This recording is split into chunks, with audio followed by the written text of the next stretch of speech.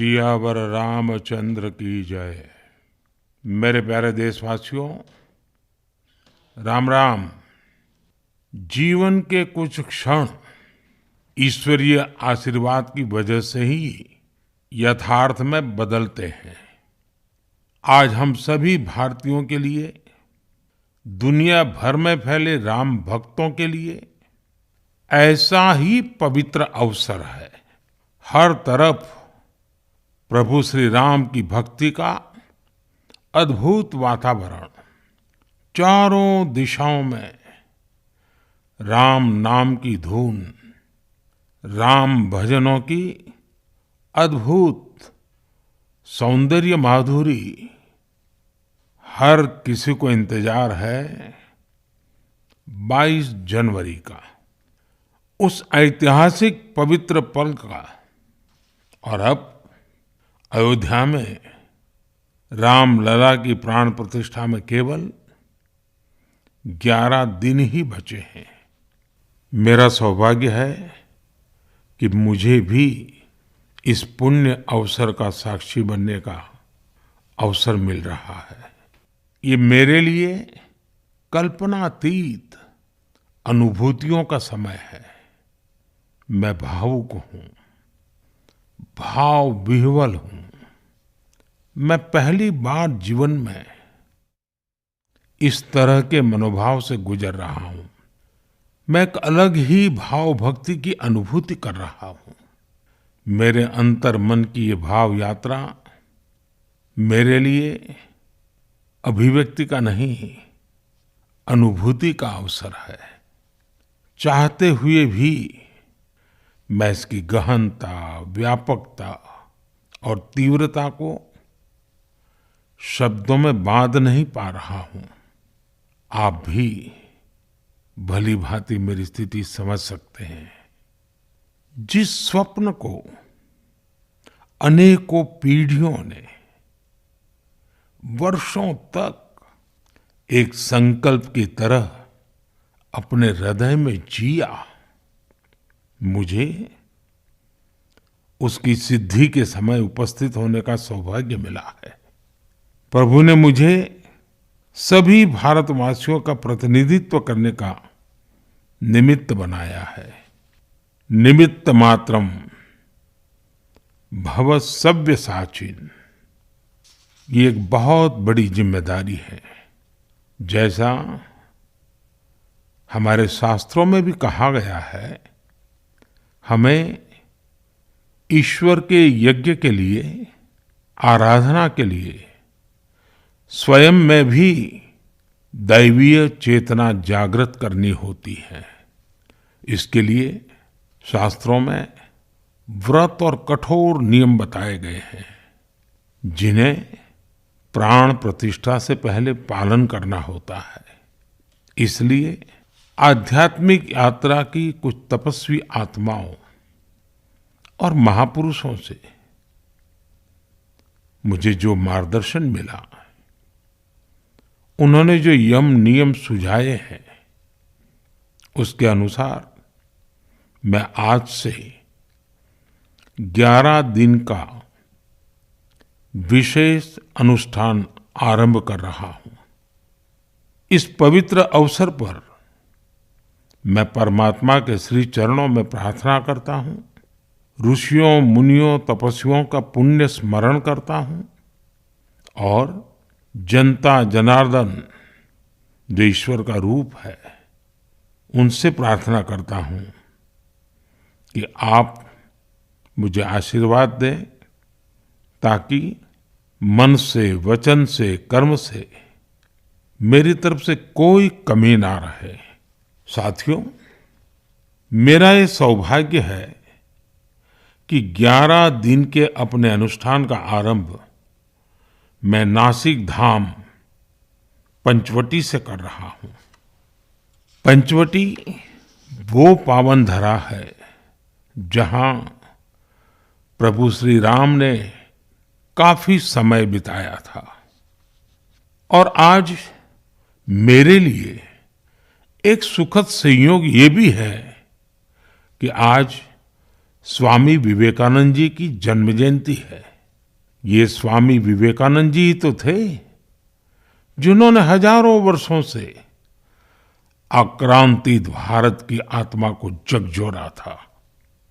आज वही आत्मविश्वास भव्य राम मंदिर के रूप में हमारी पहचान बनकर सबके सामने है। और सोने पर सुहागा देखिए, आज माता जीजाबाई जी की जन्म जयंती है। माता जीजाबाई जिन्होंने छत्रपति शिवाजी महाराज के रूप में एक महामानव को जन्म दिया था। आज हम अपने भारत को जिस अक्षुण्ण रूप में देख रहे हैं, इसमें माता जीजाबाई जी का बहुत बड़ा योगदान है। और साथियों, जब मैं माता जीजाबाई का पुण्य स्मरण कर रहा हूं, तो सहज रूप से मुझे अपनी माँ की याद आना बहुत स्वाभाविक है। मेरी माँ जीवन के अंत तक माला जपते हुए सीताराम का ही नाम भजा करती थी। साथियों, प्राण प्रतिष्ठा की मंगल घड़ी, चराचर सृष्टि का वो चैतन्य पल, आध्यात्मिक अनुभूति का वो अवसर, गर्भगृह में उस पल क्या कुछ नहीं होगा। साथियों, शरीर के रूप में तो मैं उस पवित्र पल का साक्षी बनूंगा ही, लेकिन मेरे मन में, मेरे हृदय के हर स्पंदन में 140 करोड़ भारतीय मेरे साथ होंगे। आप मेरे साथ होंगे, हर राम भक्त मेरे साथ होगा, और वो चैतन्य पल हम सबकी सांझी अनुभूति होगी। मैं अपने साथ राम मंदिर के लिए अपने जीवन को समर्पित करने वाले अनगिनत व्यक्तित्वों की प्रेरणा लेकर जाऊंगा। त्याग तपस्या की वो मूर्तियां, 500 साल का धैर्य, दीर्घ धैर्य का वो काल, अनगिनत त्याग और तपस्या की घटनाएं, दानियों की, बलिदानियों की गाथाएं। कितने ही लोग हैं जिनके नाम तक कोई नहीं जानता, लेकिन जिनके जीवन का एकमात्र ध्येय रहा है भव्य राम मंदिर का निर्माण। ऐसे असंख्य लोगों की स्मृतियां मेरे साथ होगी। जब 140 करोड़ देशवासी उस पल में मन से मेरे साथ जुड़ जाएंगे, और जब मैं आपकी ऊर्जा को साथ लेकर गर्भगृह में प्रवेश करूंगा, तो मुझे भी एहसास होगा कि मैं अकेला नहीं, आप सब भी मेरे साथ हैं। साथियों, ये 11 दिन व्यक्तिगत रूप से मेरे यम नियम तो है ही, लेकिन मेरे भाव विश्व में आप सब समाहित है। मेरी प्रार्थना है कि आप भी मन से मेरे साथ जुड़े रहें।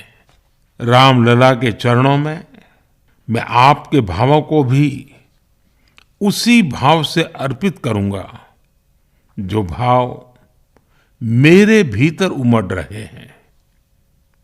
साथियों, हम सब इस सत्य को जानते हैं कि ईश्वर निराकार है, लेकिन ईश्वर साकार रूप में भी हमारी आध्यात्मिक यात्रा को बल देते हैं। जनता जनार्दन में ईश्वर का रूप होता है, ये मैंने साक्षात देखा है, महसूस किया है। लेकिन जब ईश्वर रूपी वही जनता शब्दों में अपनी भावनाएं प्रकट करती हैं, आशीर्वाद देती हैं, तो मुझ में भी नई ऊर्जा का संचार होता है। आज मुझे आपके आशीर्वाद की आवश्यकता है। इसलिए मेरी प्रार्थना है कि शब्दों में, लिखित में अपनी भावनाएं जरूर प्रकट करें, मुझे आशीर्वाद जरूर दें। आपके आशीर्वाद का एक एक शब्द मेरे लिए शब्द नहीं, मंत्र है। मंत्र की शक्ति के तौर पर वो अवश्य काम करेगा। आप अपने शब्दों को, अपने भावों को नमो ऐप के माध्यम से सीधे मुझ तक पहुंचा सकते हैं। आइए हम सब प्रभु श्री राम की भक्ति में डूब जाएं। इसी भाव के साथ आप सभी राम भक्तों को कोटि कोटि नमन।